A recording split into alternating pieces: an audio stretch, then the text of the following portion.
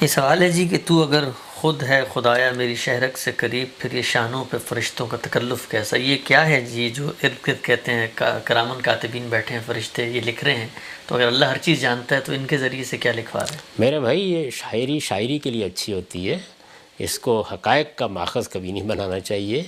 اس دنیا میں اللہ تعالیٰ نے ہمیں جس امتحان میں ڈالا ہے اس میں یہ اہتمام بھی کیا گیا ہے کہ اللہ تعالیٰ اپنے علم کی بنیاد پر فیصلہ نہیں کرے گا۔ علم کی بنیاد پر فیصلہ کرنا ہو تو پھر تو کوئی ضرورت ہی نہیں ہے کسی حساب کتاب کی۔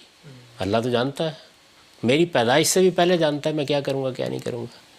تو دنیا کا نظام اس اصول پر بنایا گیا ہے کہ میرے اعمال اور میرے عقائد یہ ظہور پذیر ہونے چاہیے میرے عمل کے نتیجے میں، یعنی مجھے اتنا موقع ملے گا کہ میں اس میں جو کچھ مجھے ماننا ہے مان کر دکھاؤں گا، اور جو مجھے کرنا ہے کر کے دکھاؤں گا۔ یہ میری طرف سے ضروری ہے، اور اللہ تعالیٰ اپنا فیصلہ سنائے گا تو اپنے علم کی بنیاد پر نہیں سنائے گا، بلکہ ان شواہد کی بنیاد پر سنائے گا کہ جو اس نے میرے چاروں طرف جمع کر دیے ہیں۔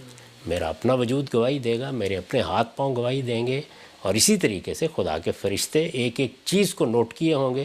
اور یہ نوٹ کرنا یہ نہیں ہے کہ جو غالب نے کہا کہ پکڑے جائیں گے فرشتوں کے لکھے پہ ناحق آدمی کوئی ہمارا دم تحریر بھی تھا، یعنی یہ تو آپ اس دنیا کے اندر آپ اس پوزیشن میں نہیں رہے کہ آپ یہ کہہ سکیں کہ آدمی ہمارا کوئی ایک سی سی ٹی وی جو ہے اس کی ایک فوٹیج جو ہے وہ سب کچھ نمایاں کر کے رکھ دیتی ہے۔ تو وہ فرشتے کس طرح ریکارڈ مرتب کر رہے ہیں یہ تو جب قیامت میں سامنے آئے گا تو معلوم ہوگا۔ تو یہ اتمام حجت کے لیے ہے، یعنی شہادت واقع کرنی ہے اللہ تعالیٰ نے۔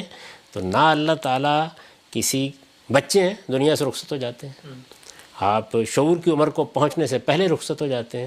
اللہ تو جانتا ہے کہ آپ کیا کریں گے بڑے ہو کے، لیکن اس پر فیصلہ نہیں ہوگا۔ جو مہلت آپ کو ملی ہے جس میں آپ کے علم اور عمل کا ظہور ہوا ہے اس کی بنیاد پر فیصلہ کیا جائے۔